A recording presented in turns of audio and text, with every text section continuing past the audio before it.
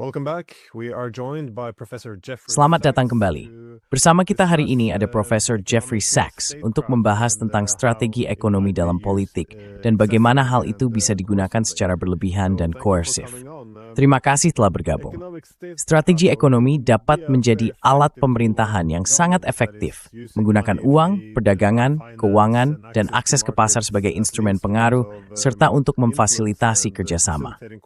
Namun, tampaknya strategi ekonomi kini mulai menggantikan diplomasi, dan kita hampir selalu melihatnya dalam bentuk yang bersifat memaksa. Menurut Anda, apa risiko jangka panjang dari ketergantungan pada bentuk paksaan ekonomi seperti ini dibandingkan dengan upaya mencari solusi yang dinegosiasikan dan multilateral? Economic statecraft is a euphemism. Diplomasi ekonomi adalah sebuah eufemisme. Itu adalah bentuk pemaksaan. Bisa dibilang itu perang dengan cara ekonomi.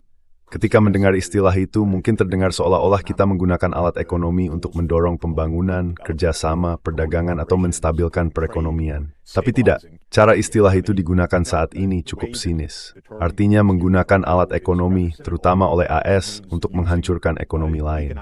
Menurut saya, itu penggunaan istilah yang sangat aneh dan seperangkat kebijakan yang sangat merugikan. Saya pribadi merasa kesal karena sepanjang karier saya berusaha membantu perekonomian menjadi lebih produktif dan demi meningkatkan kesejahteraan masyarakat.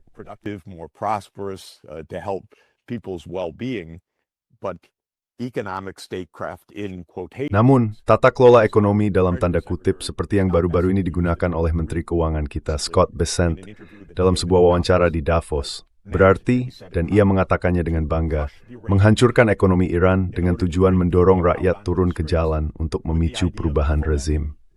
Jadi, ini adalah penggunaan kekuatan ekonomi yang luar biasa. Ini adalah bentuk peperangan. Tujuannya adalah kehancuran. Ini bahkan tidak memindahkan kekuasaan. Ini bukan ekstraksi atau perampasan. Tujuannya bukan untuk memperkaya Amerika Serikat. Tujuannya adalah untuk menghancurkan ekonomi lain. Dan jika Anda bekerja di bidang yang sama dengan saya, pembangunan ekonomi, Anda tahu betapa sulitnya, berapa banyak tahun, dan betapa besar upaya yang dibutuhkan dari orang-orang biasa untuk menciptakan kemakmuran dan kesejahteraan ekonomi, untuk keluar dari kemiskinan. Economic prosperity and well-being to escape from poverty. Watching the deployment of these instruments to bring Menyaksikan penggunaan instrumen-instrumen ini untuk membawa orang ke dalam kemiskinan, penderitaan, krisis kesehatan, meningkatnya angka kematian bayi dan anak, serta penurunan harapan hidup yang dapat diukur, adalah hal yang mengerikan. Sekarang, setelah mengatakan semua itu, hal ini telah menjadi alat yang sangat umum jika boleh disebut demikian. Sekali lagi, sebuah eufemisme, sebuah instrumen kekuasaan Amerika, dan saya menganggapnya tercela, seperti yang telah saya jelaskan. Tetapi penggunaannya sangat meluas. Dan saya pikir, Glenn, untuk menempatkannya dalam konteks, kita harus memahami sesuatu yang unik tentang Imperium Amerika, tentang imperialisme Amerika. Dalam imperialisme Amerika, berbeda dengan Kekaisaran Inggris atau Prancis pada abad ke-19, Amerika memerintah secara tidak langsung. America rules indirectly. America has rarely done what Trump. Amerika jarang melakukan apa yang Trump katakan ingin ia lakukan, yaitu sekadar mengambil alih wilayah. Kita memang pernah melakukannya terhadap banyak pulau dan pangkalan militer. Tetapi secara umum, Amerika Serikat tidak melakukan invasi untuk secara langsung memerintah wilayah luar negeri. Biasanya, AS melakukan invasi untuk memberlakukan rezim boneka di wilayah luar negeri. Dan gagasan ini disebut perubahan rezim. Jadi, inti dari kebijakan luar negeri Amerika adalah perubahan rezim.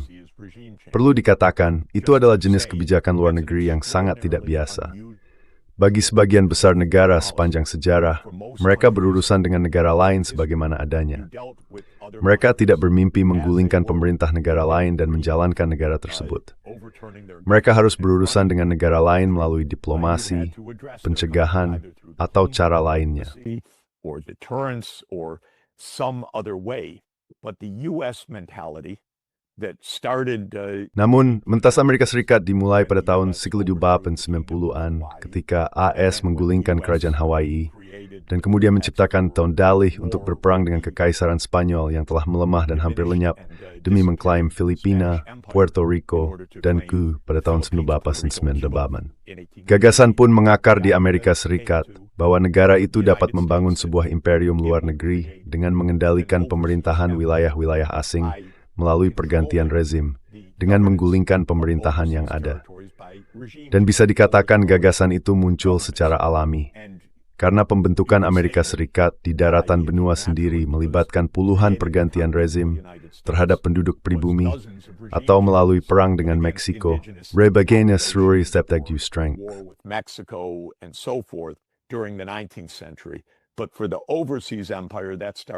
Namun untuk kekaisaran luar negeri itu dimulai pada akhir abad ke-19. Saat itu, AS menerapkan hal ini di bawah amandemen Roosevelt terhadap doktrin Monroe, di mana Theodore Roosevelt pada dasarnya menyatakan, kami akan menjadi polisi bagi benua Amerika. Dan yang dimaksud dalam praktiknya adalah, kami akan menentukan siapa yang memerintah di benua Amerika. Ketika muncul sebuah pemerintahan yang mengancam kepemilikan tanah Amerika, misalnya, pemerintahan yang ingin melakukan reformasi agraria, seperti yang ingin dilakukan Jacobo Arbenz di Guatemala pada tahun 1954, perusahaan United Fruit pun mengangkat telepon menghubungi firma hukumnya, Sullivan & Cromwell, dan mereka menghubungi rekan lama mereka John Foster Dulles, yang saat itu kebetulan menjabat sebagai Menteri Luar Negeri AS.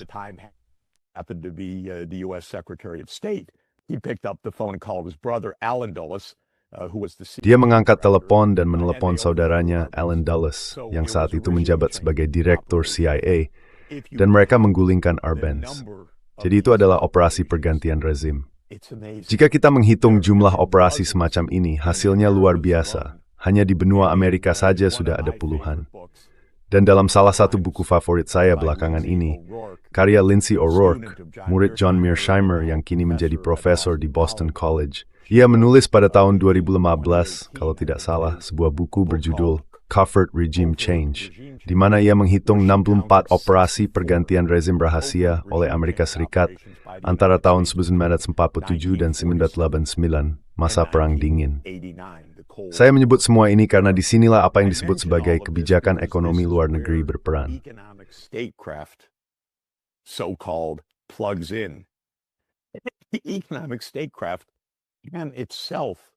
Kebijakan ekonomi sebagai alat diplomasi pada dasarnya bisa menjadi operasi pergantian rezim, karena sebuah ekonomi dapat ditekan hingga titik di mana pemerintahnya runtuh. Itu tidak terlalu sulit dilakukan. Lebih sering, ekonomi ditekan sampai pemerintahnya tidak runtuh tetapi menjadi rapuh, lalu didorong jatuh melalui operasi CIA. Orang-orang dibawa turun ke jalan. Inilah yang dalam 30 tahun terakhir dikenal sebagai revolusi berwarna. Karena seringkali merupakan operasi CIA yang beroperasi di bawah panji warna yang terdapat pada bendera yang dikibarkan, seperti Revolusi Mawar atau Revolusi Oranye di Ukraina pada tahun 2004 atau 2005, dan sebagainya. Ini adalah operasi pergantian rezim yang dipicu, seringkali didahului oleh pelemahan ekonomi yang membuat rezim tersebut rapuh.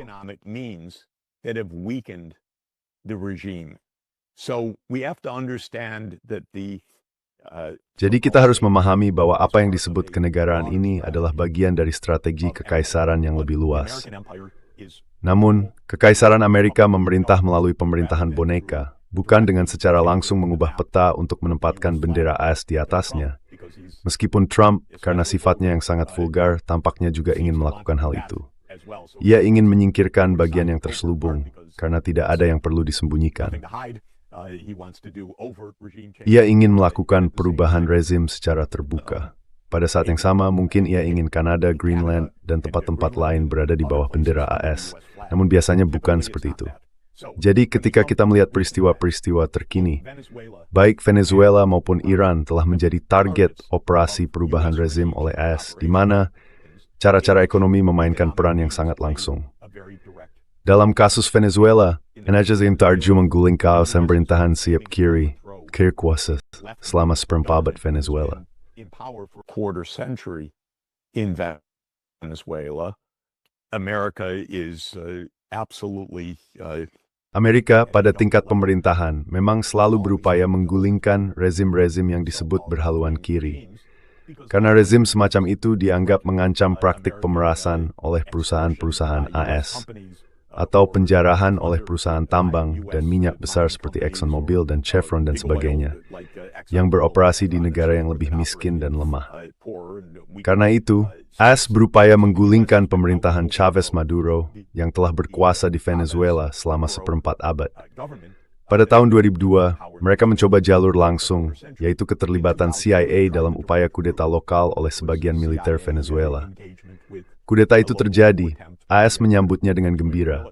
Tetapi dalam satu hari kudeta tersebut gagal karena Hugo Chavez, yang saat itu menjabat sebagai presiden, memiliki dukungan rakyat. Yuri kembali ke Istana Presiden dalam waktu 1 hari. The presidential palace within a day. After that, the US. Setelah itu, Amerika Serikat beralih ke cara-cara ekonomi. Langkah ini semakin dipercepat, menariknya, karena kutukan sumber daya alam yang muncul pada akhir dekade pertama abad ini, ketika Survei Geologi Amerika Serikat secara resmi menetapkan bahwa cadangan minyak Venezuela adalah yang terbesar di dunia. Hal itu memicu tekad di pihak Venezuela untuk memastikan bahwa cadangan tersebut dimiliki oleh bangsa Venezuela dan oleh perusahaan minyak negara utamanya, PDVSA. Dan hal itu menempatkan Venezuela pada jalur benturan dengan Amerika Serikat. Karena di sana ada ExxonMobil, ada Chevron, perusahaan-perusahaan kuat yang membiayai presiden, yang membiayai Kongres, dan tiba-tiba mereka disingkirkan oleh rezim yang disebut berhaluan kiri ini. So, quote-unquote left-wing regime. So, in 2014, jadi pada tahun 2014, Amerika Serikat berupaya untuk mengatur sebuah revolusi berwarna di Venezuela. Orang-orang turun ke jalan. Jika kamu pikir itu terjadi secara spontan, aku punya lebih banyak cerita untuk diceritakan. Tapi inilah yang disebut revolusi berwarna. CIA terlibat sepenuhnya dalam operasi-operasi semacam ini. Lembaga-lembaga AS lainnya seperti National Endowment for Democracy, National Democratic Institute, National Republican Institute, dan sebagainya, bekerja sama dengan media lokal serta kelompok-kelompok yang mereka bentuk atau danai untuk memicu kerusuhan. Itu adalah buku pedoman standar untuk operasi rahasia semacam itu. Mereka sebenarnya tidak terlalu rahasia, tapi disebut rahasia karena peran AS disangkal. Nah, pemerintah kemudian menindak keras protes-protes tersebut. Well, the government cracked down on these protests. No doubt there are local protesters, by the way. Tidak diragukan ada para demonstran lokal, omong-omong, karena orang sering bertanya yang memang memiliki keberatan atau ketidakpuasan terhadap pemerintah tentu saja. Namun organisasi, pendanaan, pengangkutan massa dengan bus, liputan media besar, semua itu tidak terjadi secara spontan. Jadi AS memainkan perannya. Terjadilah penindakan keras. Dan bagian dari permainannya adalah, ketika penindakan keras terjadi, saat itulah mereka memberlakukan sanksi yang lebih terbuka lagi. Jadi Obama menyatakan keadaan darurat, bahwa Venezuela merupakan keadaan darurat bagi keamanan nasional AS. Bisa dibayangkan?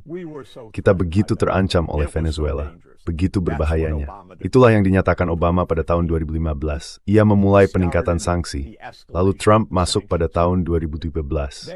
Trump dengan gayanya sendiri berkata, "Saya tidak mengerti, kenapa kita tidak langsung saja menginvasi?"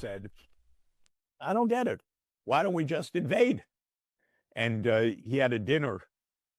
Dan dia mengadakan makan malam dengan para presiden Amerika Latin di sela-sela sidang umum PBB pada September 2017. Saya telah berbicara cukup lama dengan dua presiden yang hadir dalam makan malam itu. Dan keduanya secara terpisah menggambarkan skenario yang persis sama kepada saya. Pada dasarnya, para presiden telah berkumpul, lalu Trump berkata, "Bagaimana kalau saya invasi saja Venezuela?" Mereka terkejut mendengarnya. Mereka menjelaskan, "Tuan Presiden, mungkin itu bukan ide yang bagus. Itu bisa jadi agak rumit. Bisa ada reaksi balik, bisa menimbulkan kekacauan, jutaan pengungsi, dan banyak korban jiwa. Di Amerika Latin ada banyak sentimen anti-Amerika, anti-AS, itu akan memperburuknya." Jadi mereka mencoba menenangkannya agar membatalkan niat itu. Dan Trump berkata, "Baiklah, saya akan hancurkan saja ekonomi Venezuela." And Trump said, "Okay, I'll just crush the Venezuelan economy." So what began was a ratcheting up. Jadi yang dimulai adalah peningkatan langkah-langkah ekonomi yang bersifat menghukum, menyita cadangan devisa Venezuela, membekukan rekeningnya, dan menetapkan PDVSA sebagai entitas yang dikenai sanksi sehingga perusahaan lain tidak dapat berbisnis dengan Venezuela. Alat yang dimiliki AS beragam dan banyak, dan kami memiliki sejumlah undang-undang darurat, terutama Undang-Undang Kekuasaan Ekonomi Darurat Internasional, yang membautang mabang yufskoda kev swollen akay the bedmis, istoth pan yudi susep grimang, Noordis McDowell juicing Athens dodging for word. The economy from the dollar-based payment system. So for most of the world, jadi bagi sebagian besar dunia, melakukan bisnis internasional berarti menggunakan dolar sebagai alat tukar dan melakukannya melalui bank-bank internasional yang memfasilitasi pembayaran serta penyelesaian transaksi internasional. Dan karena transaksi ini berbasis dolar, pada akhirnya transaksi tersebut melibatkan rekening dolar milik bank-bank AS yang disimpan di Federal Reserve AS. Dengan demikian, AS dapat memberlakukan blokade titik cekik terhadap pembayaran untuk perdagangan internasional. Misalnya, terhadap kemampuan Venezuela untuk menerima dolar dari ekspor minyaknya atau kemampuan PDVSA, perusahaan minyaknya, untuk membayar perbaikan dan operasi di ladang minyak. Jadi Trump memberlakukan sanksi yang sangat luas dan sangat keras terhadap Venezuela. tough sanctions on Venezuela, and between 2016 and 2020. Antara tahun 2016 dan 2020, produksi minyak anjlok sekitar 3/4. Itulah aliran fisik minyak. Dan karena itu pada dasarnya merupakan satu-satunya ekspor Venezuela, ekonomi Venezuela pun runtuh. Mata uangnya ambruk, inflasi melonjak, kemampuan untuk melakukan impor hancur, standar hidup merosot. Dan menurut data dari Dana Moneter Internasional misalnya, output nasional per kapita turun sekitar 2/3 antara tahun 2016 dan 2020. Itu lebih buruk daripada perang. Itu adalah bencana besar. Itu bukan sekadar penurunan, itu adalah kehancuran sebuah ekonomi. Tentu saja Trump melakukan banyak hal lain yang tampak konyol, tetapi tidak diperlakukan sebagai lelukon. Ia bahkan menunjuk seorang presiden yang berbeda. He named a different president. Suddenly, one day, the White House said, "No, Mr." Tiba-tiba suatu hari Gedung Putih berkata, "Tidak, Tuan Maduro bukan presiden, itu Juan Guaido." Jadi kami semua bingung, siapa Juan Guaido? Oh, dia ada di Majelis Nasional. Dan AS begitu saja menunjuknya dan mengatakan bahwa dialah presiden yang sah. Kamu mungkin mengira ini seperti cerita komik, lelucon. Tapi hal itu punya dua implikasi. Pertama, AS menggunakan sanksi ekonominya untuk menyatakan bahwa aset-aset tersebut kini menjadi milik Tuan Guaido. Dan hal ini bisa berlaku dari sudut pandang sepihak AS. AS mengatakan di IMF bahwa Tuan Guaido yang berhak menunjuk direktur eksekutif dan seterusnya. Jadi AS dengan menggunakan kekuatannya begitu saja menyatakan presiden yang berbeda. Dan poin kedua adalah bahwa Trump berhasil membuat sekitar 60 negara lain, pada dasarnya negara-negara bawahan AS, ikut serta. Itu berarti Eropa. Basically vassals of the US, that means Europe, and others said, "Oh yes, Mr. Guaido is president now." Dan yang lain berkata, "Oh ya, Tuan Guaido sekarang adalah presiden." Dalam arti tertentu kamu bahkan tidak bisa membayangkannya. Baiklah, maju cepat ke tahun lalu. Trump baru saja memutuskan, sekarang kita akan menginvasi. Kita sudah menghancurkan ekonominya, kita sudah memberlakukan sanksi, kita sudah melemahkan rezimnya, kita akan langsung menginvasi. Dan semua media arus utama kita yang begitu mengecewakan, seperti New York Times berkata, ya, ada begitu banyak ketidakpuasan terhadap rezim Maduro, dan rakyat menderita.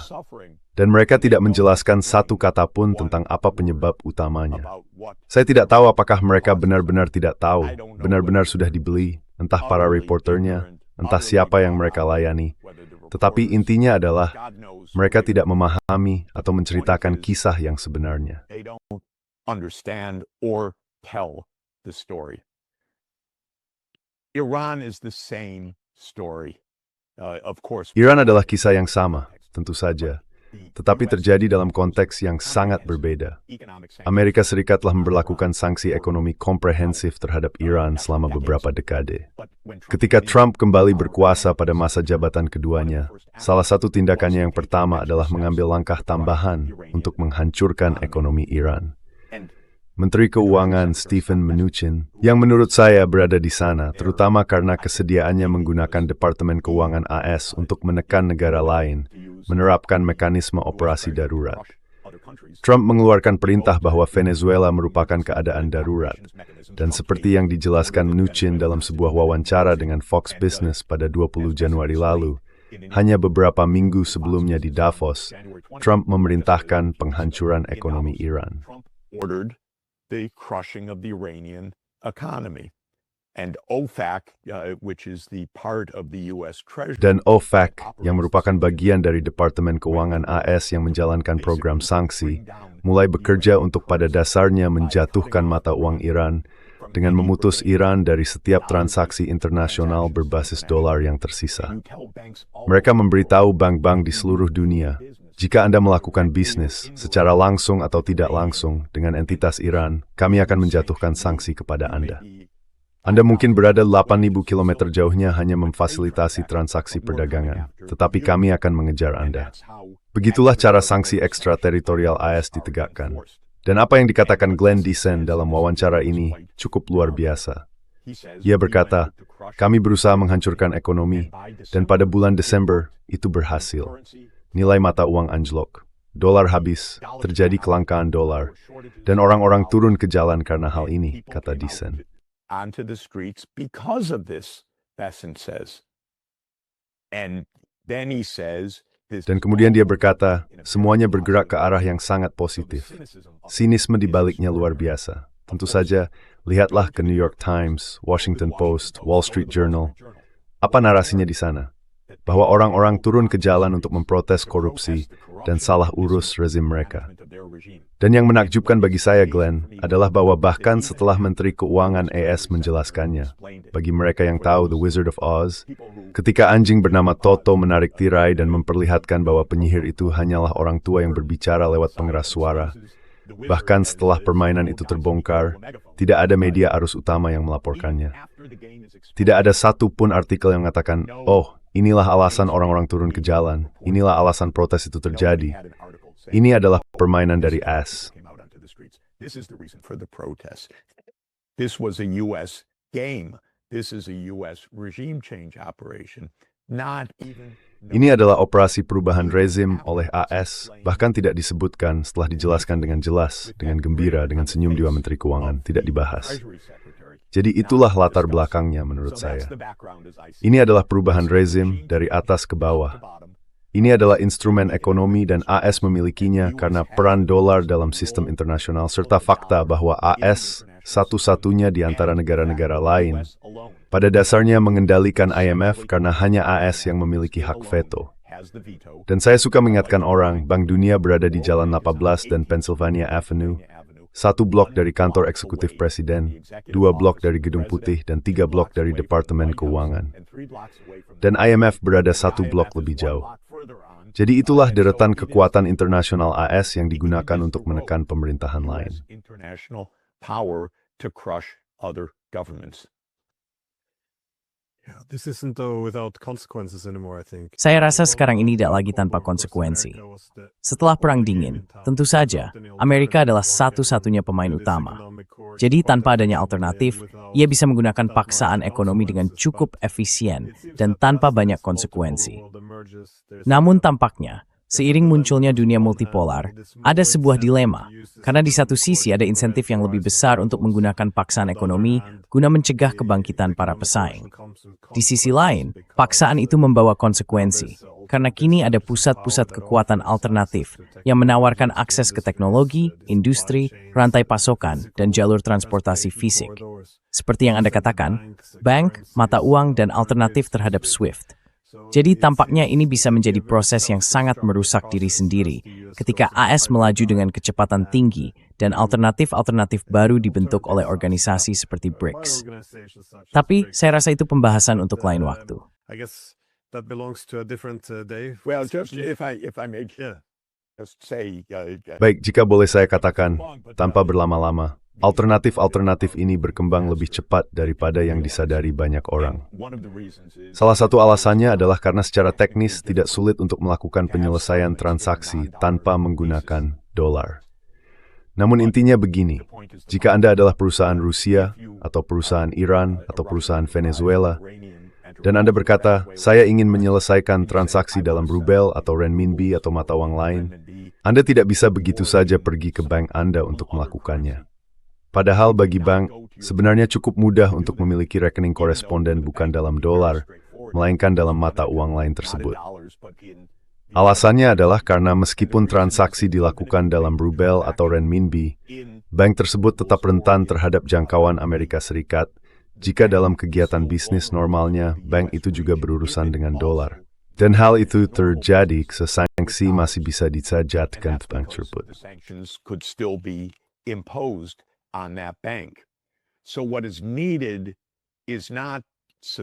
Jadi yang dibutuhkan bukanlah semacam solusi teknis yang rumit. Bagian itu, urusan teknisnya tidak terlalu sulit. Yang dibutuhkan adalah lembaga-lembaga yang sepenuhnya terpisah dari sistem dolar, sehingga tidak tunduk pada sanksi Amerika Serikat. Yang sedang dibangun adalah sistem penyelesaian transaksi paralel. Sistem ini tidak bisa melalui bank-bank utama, tetapi dapat beroperasi dengan mata uang non-dolar. Hal ini harus dilakukan melalui lembaga-lembaga yang terpisah. Di Rusia, ada serangkaian lembaga digital baru yang tidak ada kaitannya dengan bank, tetapi dapat menangani penyelesaian lintas batas hampir secara waktu nyata. Dalam banyak hal, sistem ini lebih baik daripada SWIFT, dan hal itu muncul dalam beberapa tahun terakhir.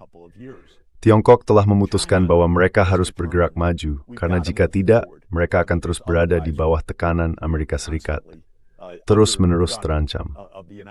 Bank-bank Tiongkok tidak ingin putus dari sistem S, yaitu sistem penyelesaian SWIFT.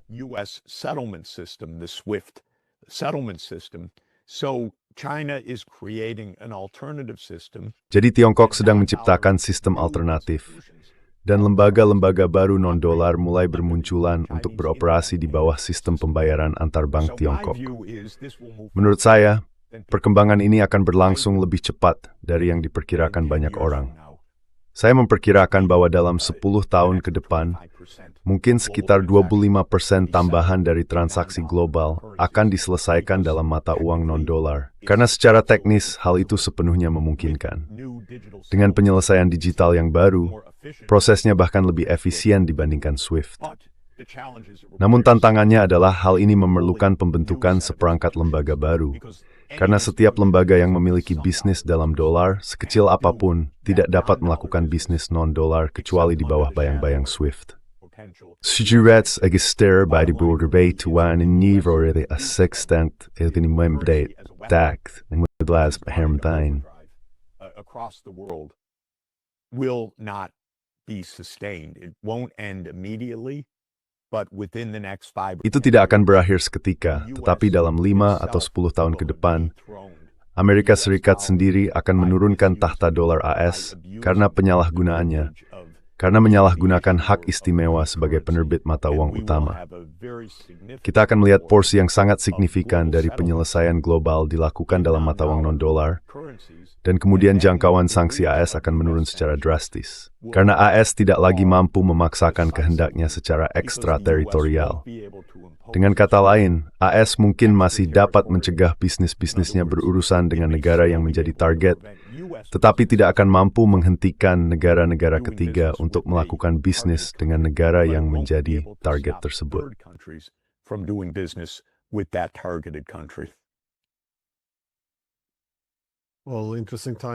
Wah, memang menarik. Tampaknya ini momen serba atau tidak sama sekali, di mana Ames menghancurkan para rivalnya atau justru mencurinya sendiri dalam prosesnya. Seperti biasa, saya tahu dan sibuk di Yunas. Saya kasih jawab Oriful. Itu saja. Senang bisa sama Anda, Glenn. Terima kasih.